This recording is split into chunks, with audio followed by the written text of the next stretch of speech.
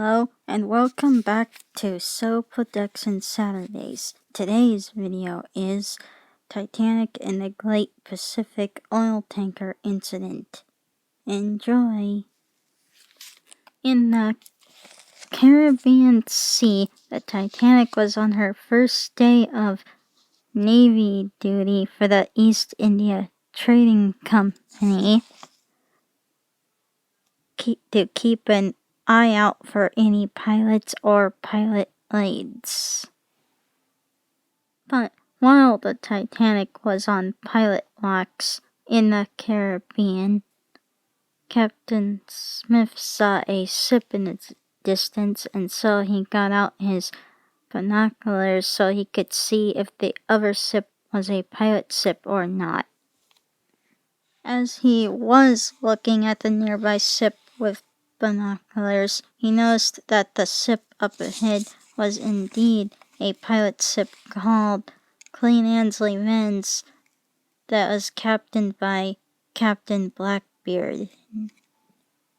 With seeing that, the crew of the Titanic hoisted the flag of the East India Trading Company and went after the pilot ship, which was way too easy because of the fair advantage of the Titanic being steam-powered. And as the Titanic approached the Queen Annesley Vance, the crew of the Titanic loaded the newly installed cannons, and Captain Smith and Commander Sawyer of the Navy gave the order to open fire at the Queen Annesley Vance.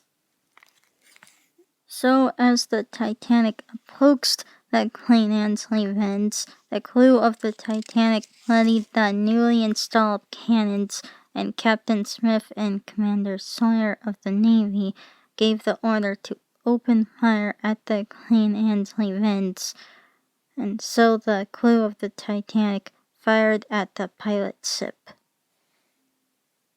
During the battle, Captain Blackbeard then gave the order to have his crew fire back at the Titanic, and so the crew of the Queen Annesley Vance fired back at the Titanic.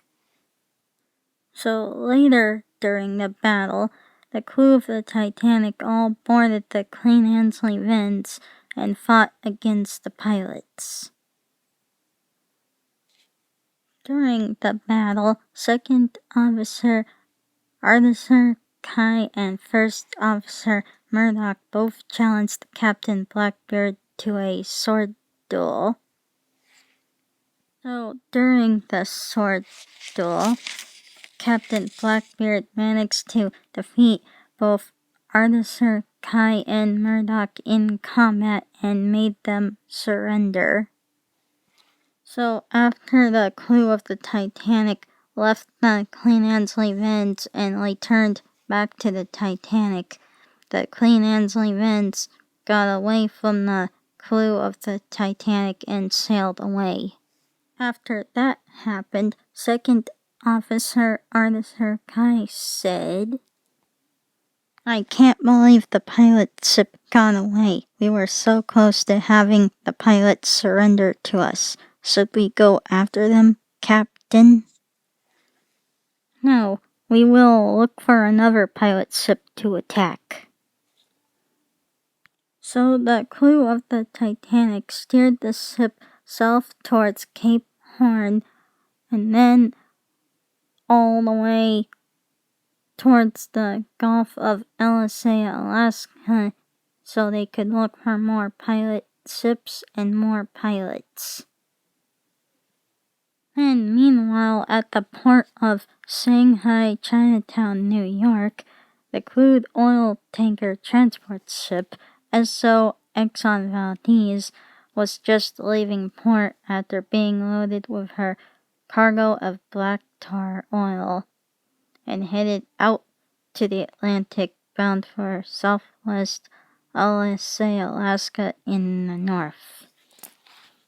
After a while of traveling, the SO Exxon Valdez was nearing the west coast of Ellisea, Alaska, in the Gulf of Elysia, Alaska. Meanwhile, back at the Titanic, Third Officer Massinissa Caspian decided to hang a pair of tidy whities from the ship's flagpole. I'm a pair of tidy whities flapping in the wind. Then he decided to play one of the most annoying songs on the planet and put it on repeat on the ship's telegram speaker system, and that song was the Barney theme song. Now the crew of the Titanic had to listen to the dreaded annoying song all the way to the Gulf of Elysia, Alaska. Insert annoying song. When the Titanic reached the Gulf of Elysia, Alaska, Captain Smith and his crew could no longer stand the totally annoying song that was the Barney theme song, and they went insane and were looking to jump overboard into the Gulf of Elysia, Alaska. So as they jumped overboard from the ship, Captain Smith said, "I can't take this infernal song any longer. I am jumping overboard." And the crew said, "Yeah, we are with you, Captain. We are also jumping overboard."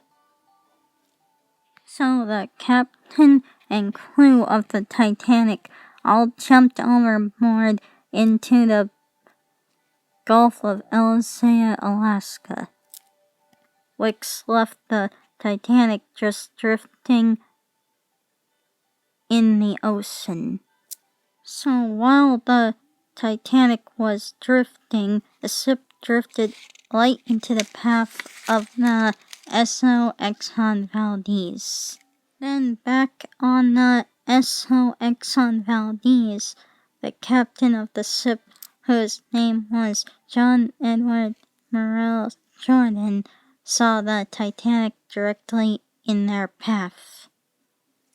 Then Captain Morrell Jordan tried to steer the ship hard to port, but it was too late because the SO Exxon Valdez hit the Titanic's light starboard side and scraped alongside the Titanic's hull. So after the collision, the Titanic started taking on water and was very, very slowly sinking. But not only that, the SO Exxon Valdez also had a long gas torn in the side of her hull as well. As a result, her cargo of black tar oil spilled out into the sea and set the surrounding waters in and around the area ablaze. And so after that happened, the SO Exxon Valdez started to slowly sink as well. As the ship was very slowly sinking, Captain Morrell Jordan quickly sent out a wireless SOS signal to the wireless radio base in British Columbia, Vancouver, Canada, for cleanup operations and for possible immediate rescue. Then, before the message was finished, First Officer William Thomas Howard Burke said, "And what about the passenger liner, Captain?" Then with that question, Captain Morrell Jordan also told the wireless radio base to send a ship to tow the passenger liner to the nearest port for repairs. Then Captain Morrell Jordan fired off lead warning flares to other nearby ships that were approaching the Gulf of Ellisea, Alaska, to stay far away from the flaming oil mess.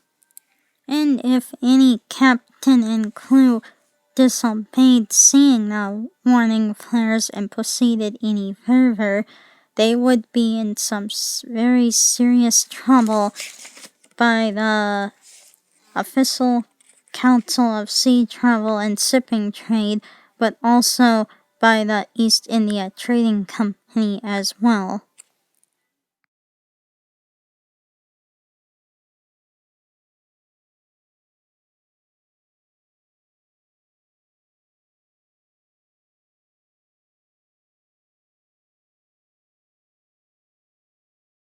So after a while of waiting, the tow ships finally arrived, and those ships were the SS Keewatin and MS Polar Star. So the crews of the SS Keewatin and MS Polar Star tied tow cables to the bow of the Titanic and SO Exxon Valdez and towed the ships to the safety of the port of British Columbia, Vancouver, where the two ships were put into dry dock and began their repairs.